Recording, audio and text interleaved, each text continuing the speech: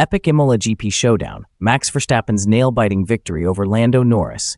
Alright guys, welcome back to Formula One news. After a fascinating Grand Prix in Imola, Max Verstappen held off Lando Norris's McLaren by fractions of a second, with Charles Leclerc not far behind in the Ferrari. The performance gap between these three cars was minimal, and with more upgrades on the way for Ferrari in Monaco this upcoming weekend, the fight is far from over.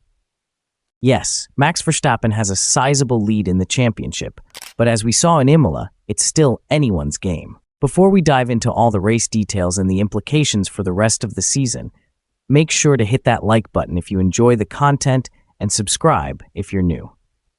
Your support is always greatly appreciated.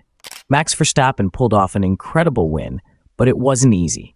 Lando Norris was hot on his heels, and there's a lot of talk about whether this Grand Prix was really won on Saturday by Nico Hülkenberg, giving Max the perfect tow during qualifying. Had Max not been on pole, this race could have been very different, especially given how close Norris was by the end. The first corner was surprisingly clean, given the chaos we saw in F2 and F3 this weekend.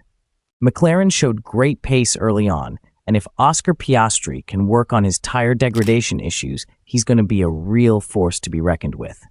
His pace is immense, but he needs to manage those Pirellis better. Sergio Perez had a Grand Prix to forget. Starting P11 on the hard tires with a plan to go long, he ended up off track in the final corners, losing about 5 seconds and possibly picking up some damage. Perez's struggles in Europe continue, and Red Bull can't rely on him like they do on Verstappen.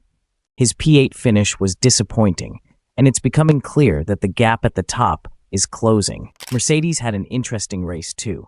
George Russell and Lewis Hamilton had their moments, with Hamilton ultimately finishing ahead after Russell's tires started to give up. Mercedes isn't where they want to be, but they're making progress. As we look ahead, Ferrari's new high-load rear wing for Monaco could be a game changer. If they dial